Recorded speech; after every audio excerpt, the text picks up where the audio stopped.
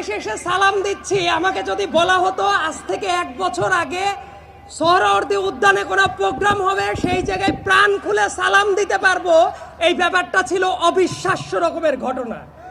কারণ শুধুমাত্র সালাম দেওয়াটাকে কেন্দ্র করে কত মানুষকে নিপীড়ন চালিয়েছে ডাইনি শেখ হাসিনা, তার কোনো হিসাব নাই। আমরা অনেক ক্ষেত্রে শুনি যে ইতিহাসে আইয়ামে জাহেলিয়াত ছিল। আমি বলি শেখ হাসিনার রেজিমটাকে আমি সবসময় বলি আওয়ামী জাহেলিয়াত। এবং এই আওয়ামী জাহেলিয়াতে এমন কোনো মানুষ নাই গত বছরও যদি এইটাই উন্মুক্ত পরিবেশে করার চেষ্টা করা হতো, আমি নিশ্চিত এই জায়গায় দাড়ি টুপিওয়ালা মানুষ যতজন আছেন তাদের অর্ধেককে ধরে নিয়ে যাওয়ার জন্য হাসিনার এজেন্সির লোকগুলো এই জায়গায় বসে থাকতো। বাংলাদেশে মুক্ত পরিবেশ এসেছে কিনা সেটা বোঝার আগে আক্ষেপের জায়গাটা হলো, অনেকগুলো বাচ্চা আছে যাদেরকে আমি বেশ কয়েক বছর ধরে চিনি, অনেকগুলো আহত মানুষ আছেন যারা আজকে বসে আছেন। এই মানুষগুলোর কান্না কি আমরা মুছে দিতে পারছি কিনা?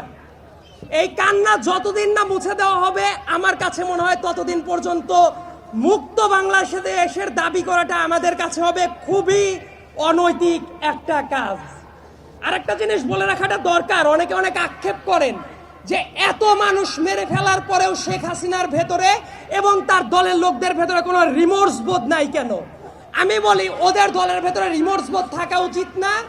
তার কারণ ফ্যাসিবাদ আওয়ামী লীগের ডিএনএর ভেতরে আছে। শেখ হাসিনা হঠাৎ করে 2024 সালে এসে স্বৈরাচারী হয়ে যায় নাই।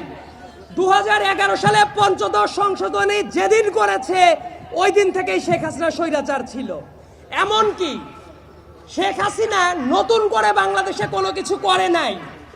এই দেশের তরুণ প্রজন্মকে একটা জিনিস ভুলিয়ে দেওয়া হয়, 72 থেকে শুরু করে 1975 সালের ইতিহাস। এবং খুবই স্পষ্ট ভাষায় বলতে গেলে এই বাংলাদেশের প্রথম স্বৈরাচার ছিল শেখ মুজিব।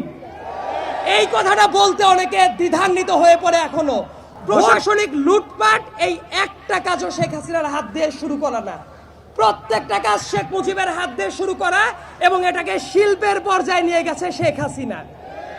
এই যে এত চেতনার কথা বলে, মুক্তিযুদ্ধের চেতনা, অমক চেতনা, তমক চেতনা, মুক্তিযোদ্ধাদের পরে কি শেখ হাসিনা সিম্প্যাথি দেখিয়েছে? কখনো কখনো দেখায় নাই। তার কারণ আপনাদের মনে থাকার কথা, এই ঢাকার মেয়র ছিল সাদেক হোসেন খোকা সাহেব, একজন গেরিলা যোদ্ধা যার রক্তের ওপর দিয়ে বাংলাদেশ স্বাধীন হয়েছে।